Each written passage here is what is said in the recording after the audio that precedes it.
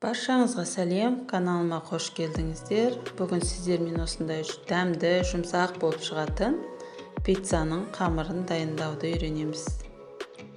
Не осындай жұмсақ болып шығады, әдемі болып шығады. Қамырымызды илеуді бастаймыз. Ыдысымызға 1 стакан жылы суымызды құямыз. Жылы суымызды құйып, тұз саламыз. Су міндетті түрде жылы болу керек. Қантымыз саламыз және құрғақ аштығымыз саламыз. Венчикпен кішкене тұзымыз, қантымыз ерігенше араластырып аламыз.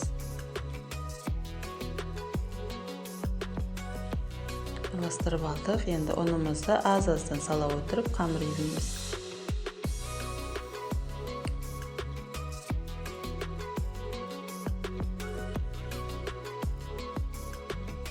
Енді кішкене сұйық май құйып аламыз.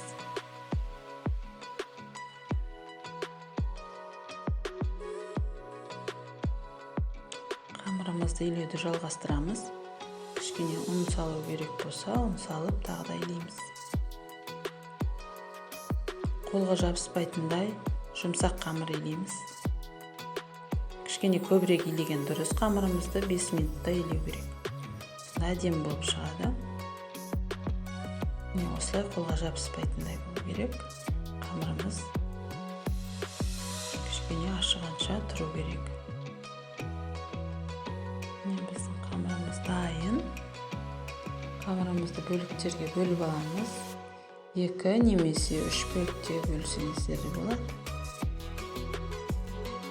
Үлкен 2 пицца шығады, 2-ге бөлсек.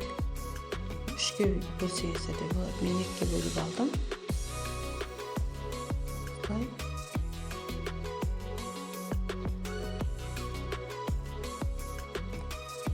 Қолмен жайып алсақ та болады. Не болмаса оқтаумен де жайсаңыздар болады. Мен қолмен жайып алдым. Барлық керек ингредиенттерді описанияға жазып қоятын боламын.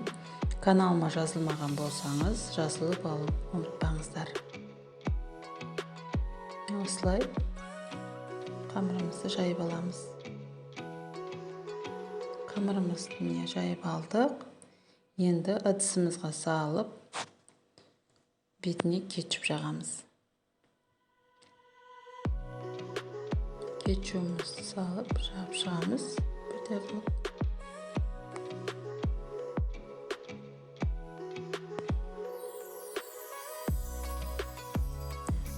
Жартылай бетіне сыр салып шығамыз.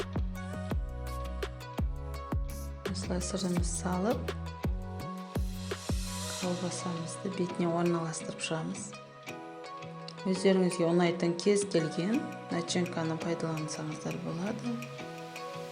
Мен колбасамен бір түрлі ғана начинка жасадым. Қалған сырымызды бетіне салып, орналастырып шығамыз. Осылай орналастырып, пиццамызды 190-200 градуста пісіріп аламыз. Пиццамыз дайын болды. Өте жұмсақ болып шықты, дәмді болып шықты.